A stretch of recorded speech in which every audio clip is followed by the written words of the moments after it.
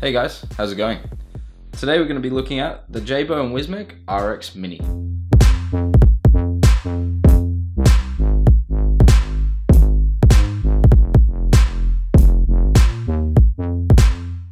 This is the second newest version from the Jaybo and Wismec line, and the newest version being the RX 300.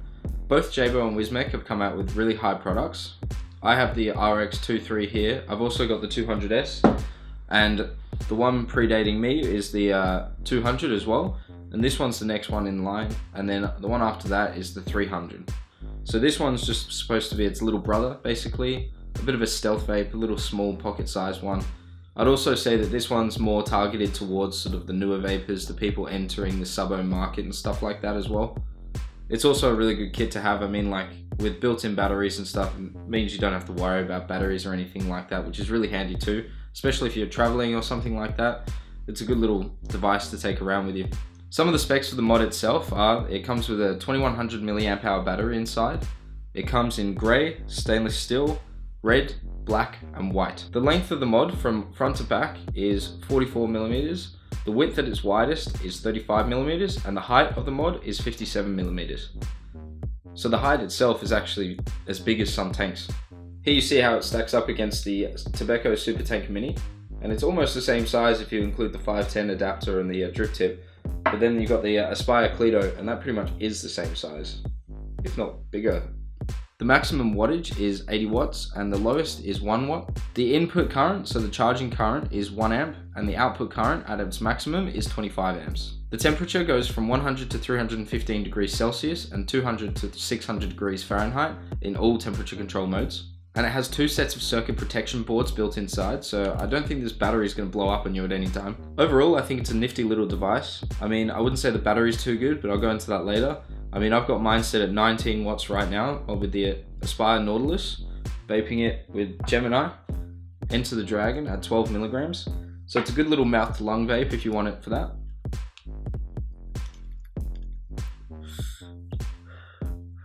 Alright, I think it's time to go and see what you get inside the box.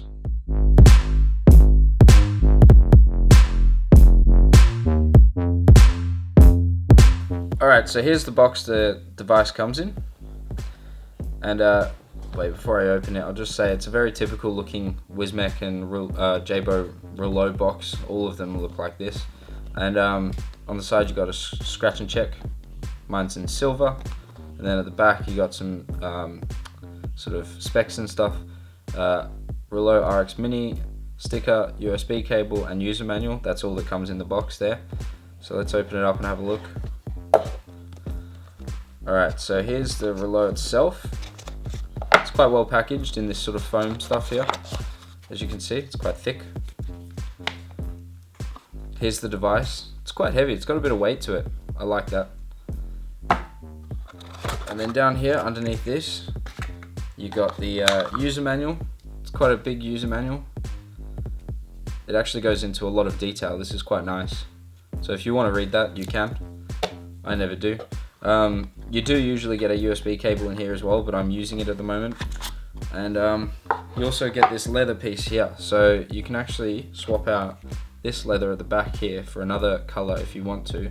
So it's using 3M stick at the back. I'm assuming that's going to be quite strong. 3M usually is. So yeah, so that's all you get inside the box. Nothing too fancy. It's quite good. As with all the other Jaybo products and pretty much most of the mods now on the market, it's 5 clicks to turn on. And then you've got your wattage there, volts, amps, and ohms, and power sort of percentage.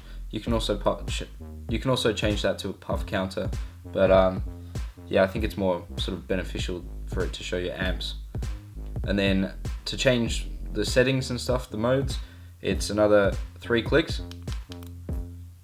And then you'll see it start flashing, and that's when you know you're into the settings. And then push the backwards button, and that will take you, so the backwards button's on the bottom, and that will take you to other settings within the mod. So 1, 2, 3, you're in it. So if I push backwards, I can change the amps over to puffs, and then back to amps, and then push back again, and then I can change sort of like the power percentage, and then push back again, and I go from variable wattage to bypass mode, then nickel, stainless steel, TCR, and then back to variable wattage. I must note as well, because I don't speak about it later, but I really like the venting holes where they're situated.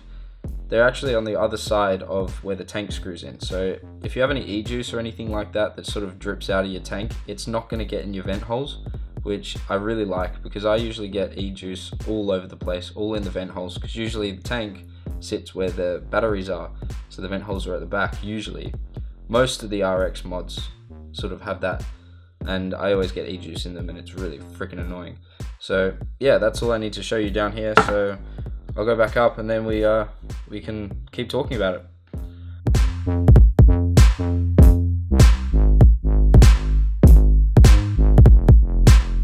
Alright, so I think the product itself is just as high-end as all the other Jaybo and Wismec designed products. I mean, I think it's probably even a bit more tough than the 2.3 or something like that, because with the 2.3 you've got sort of like your battery plate to worry about, and then also it can sort of scratch around the edges, and then it basically can start peeling the paint off from there. So with this one, obviously I have the stainless steel, so I'm not going to be able to fully test whether the paint does scratch. You'd need something like the white or the black one. But this one, I mean, it does feel very well finished. I mean, it's all put together very nicely. It's one solid piece of metal. The only plate that's not sort of part of the device itself and attached is the bottom plate here. The ups and down buttons positioned on the bottom are actually quite nice. I quite like them down there. It's quite easy to sort of grip on either side, and say, like, if I wanted to like adjust, I'd just push down with my both fingers and go up and down. Although it does get a little tricky, and I think they might have been better off putting them as a different color. Maybe, like, say if you have the stainless steel one, they would come in stainless steel, or if you had the white one, they would come in white and stuff like that.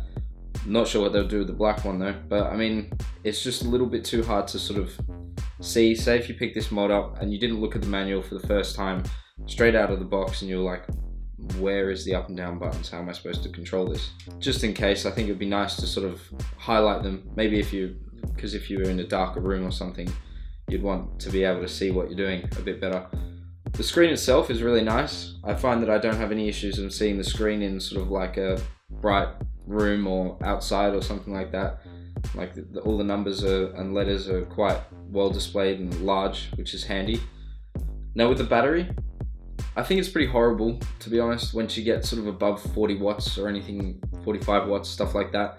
I mean, if I was to put something like the let's just say the Big Baby Beast over here, if I was to put that on this and I was to vape it at 75 watts, 5 below the maximum wattage, it would probably last me like, I don't know, 3 hours maybe. I vape a lot, and this thing would just rip through it. I mean, I charged this at about 4 p.m. yesterday, and I haven't been using it much at all. Maybe for like 10, 20 minutes, just, you know, high nick fix or whatever, and it's already down to 95% on 19 watts. So obviously it's going to chew through power so much faster once you get above 40 watts. I've heard some people with Tobacco Super Tank Minis, they've put them on there and they've been able to get almost half a day out of it on about 40 watts, which is pretty good. I mean, I haven't vaped it from, you know, 100% to 0 before, so I wouldn't be able to tell you what it performs like with a you know, something like the Super Tank on it or something like that. Another key feature to note is that it really only looks good with 22mm tanks on top. I mean, it looks great with this Nautilus Mini on it. Like, it looks really nice. This is how I think I'm going to keep it until I find a better mouth to lung or a better 22. Everything's moving towards 24 now. So if I was to put something like the, let's just say if I was to put, the Big Baby Beast on it,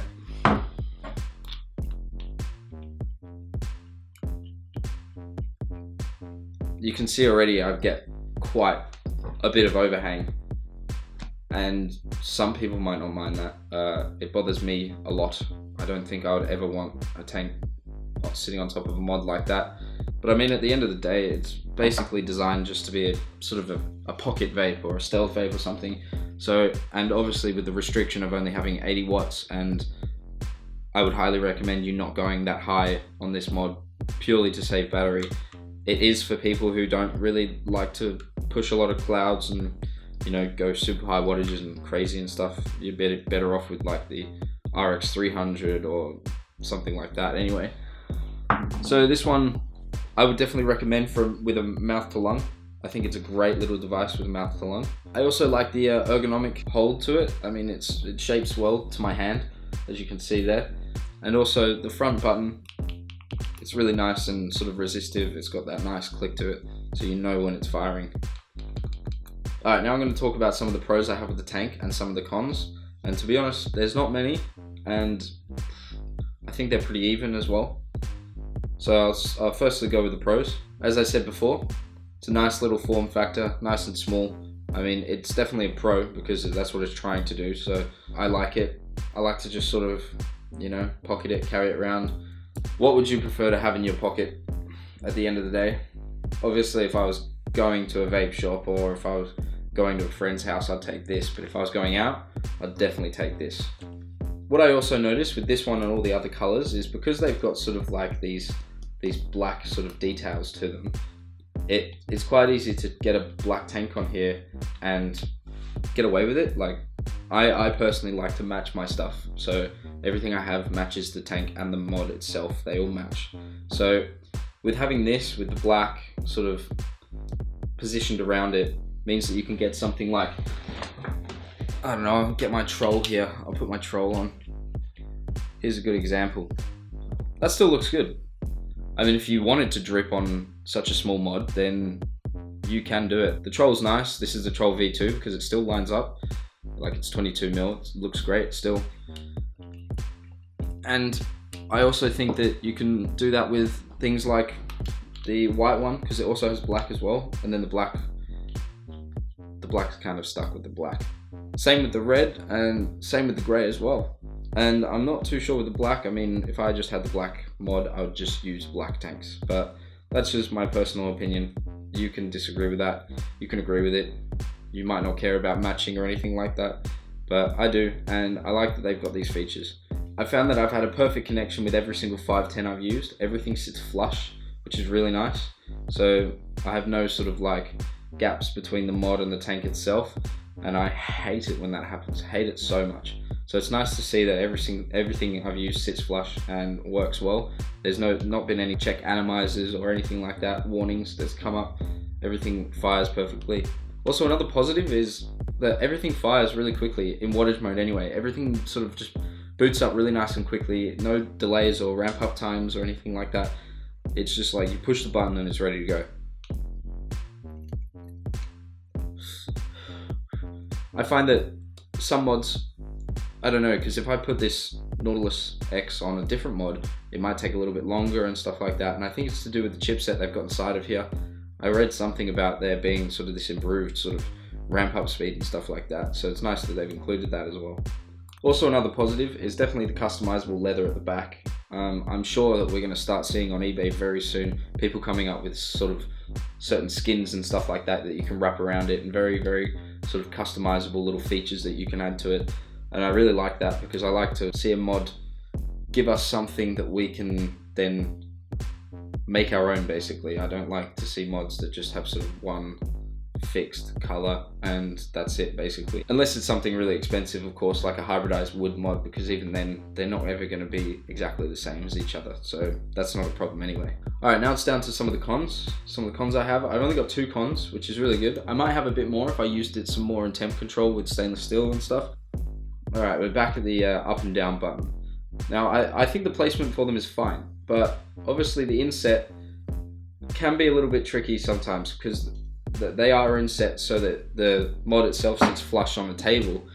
So if you were to sort of do it in a rush, sometimes my click doesn't respond and it doesn't adjust the wattage or anything like that. I find that you've sort of got to really feel the click, because sometimes I'll do it and I think it's adjusting and it's not. And that's a con to me. I mean,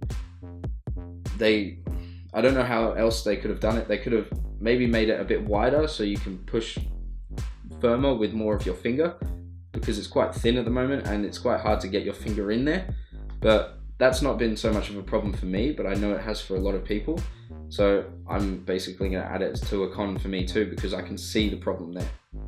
Alright, now this is the second con I have, and the only other con I found with the mod, and that is the battery.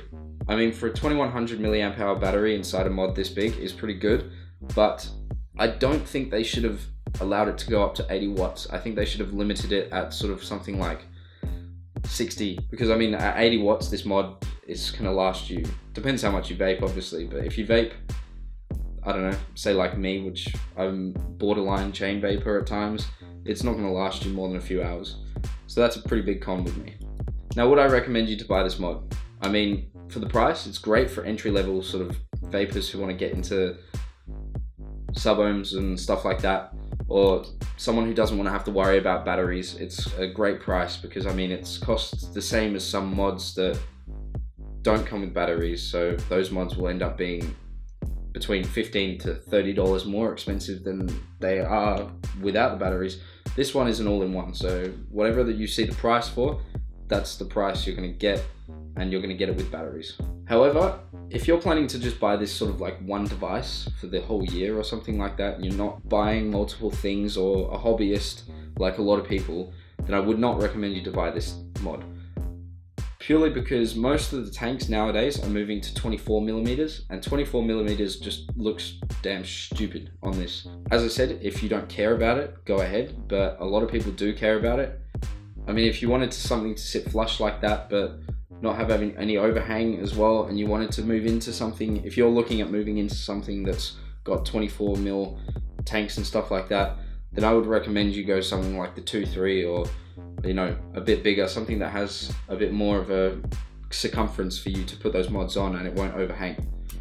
But then again, if you're just looking to quit cigarettes or whatever, and you want a Nautilus or something else that does mouth to lung, they're usually 22 millimeters still, and that's all you want, and you want something that has a small form factor you can keep in your pocket or whatever, then I would highly recommend this tank. As I've said many times before, mouth to lung with it, perfect. Alright, I hope you found that helpful, guys. I hope I sort of teared this apart enough for you to make a decision on it.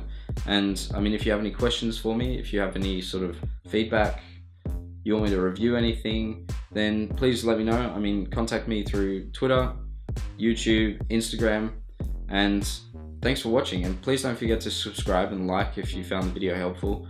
And I hope to see you in the next one. Have a good one.